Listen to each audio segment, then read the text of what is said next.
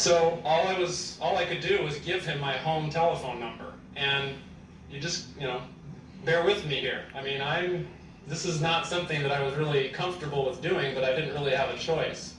But Bill Conklin's reputation, and I think it might have even been said right in Deedee's booklets, is that he was labeled an illegal tax protester by the IRS.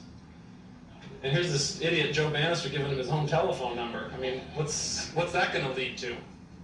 Is the militia going to be knocking at my door asking me to volunteer, or what does this lead to? Well, it didn't turn out to be too bad, because Bill Conklin didn't turn out to be too bad.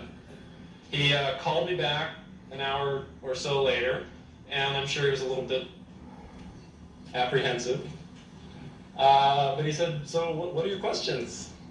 And I just went into it, that I had listened to Deedee on Jeff Metcalf's show, read about Bill Conklin, and I was quite intrigued with his claim that filing federal income tax returns was voluntary. Because I said, surely that's not the case. I mean, part of my authority, my job, would be to investigate somebody that didn't file a federal income tax return. It's mandatory for everybody, isn't it? And he said, no, it's not.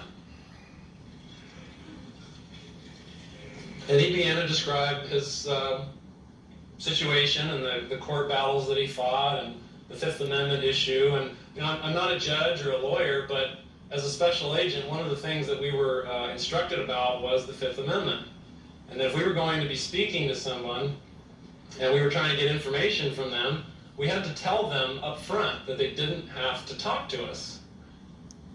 We could not compel them to provide us with testimony. We just could not shake them and say, "You better tell me, where's the tax return buried?" If they didn't want to talk to us, they could tell us to pound sand. The reason for that is the Fifth Amendment. So I could kind of understand what Bill Conklin was driving at. You people that file tax returns present an awful lot of information on those returns. Whether you're married, how many kids you have, how much money you make. When you file such a return like that and you sign it under penalty of perjury, you know that you're signing that you understand it all. Do you? Well, that's what you're signing, that you understand it, it's true, correct, and complete. But you're providing the government with an awful lot of information. And they can use that in a criminal case against you, believe me. One of the first things that a special agent does when he starts a tax investigation is to order up a tax return that you filed. In fact, all the tax returns that you filed. And those returns get put in a drawer. That's all the evidence against you. So I really did have a pretty good idea what the Fifth Amendment was all about. Well, Bill Conklin had done a lot of study, obviously, and also some litigation. And one of the more famous cases, or the case that he talks about, is I guess the judge basically ruled against Bill. But in his ruling against Bill, he said, your Fifth Amendment rights don't apply in this situation, Mr. Conklin, because the filing of a federal income tax return is voluntary. This from a federal judge. Well, when Bill showed me the transcript and all of this stuff, I thought, well, that's curious. Why is a federal judge admitting that the federal income tax return filing is voluntary? So,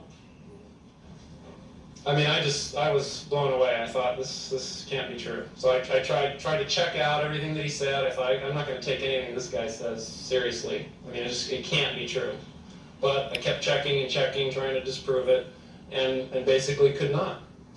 I mean, it really happened. He really had that court case, and the judge really said, I'm not going to overturn this whole system for you, Mr. Conklin, and your Fifth Amendment rights weren't affected because the filing of that return was voluntary. And if you may or may not know that you can voluntarily waive your rights. If I was an IRS special agent and I came up to you and I said, you don't have to talk to me, but would you like to answer some questions? And you stupidly say, yes. I'll answer any of your questions. And I ask you, and then you proceed to admit about all the whatever purported crimes you might have done. All of that could be admissible against you because you waived your right. You gave me all the information freely. I didn't put my hands around your neck or anything.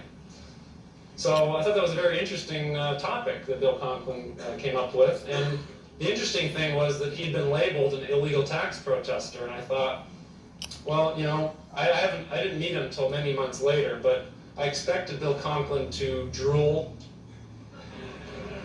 to have trouble hearing him, you know, because he'd be so incoherent, to be going off on these tangents and plucking. What do they say? The IRS says that they pluck little bits and pieces out of different cases. Well, he didn't do that. He was completely the opposite of what I expected.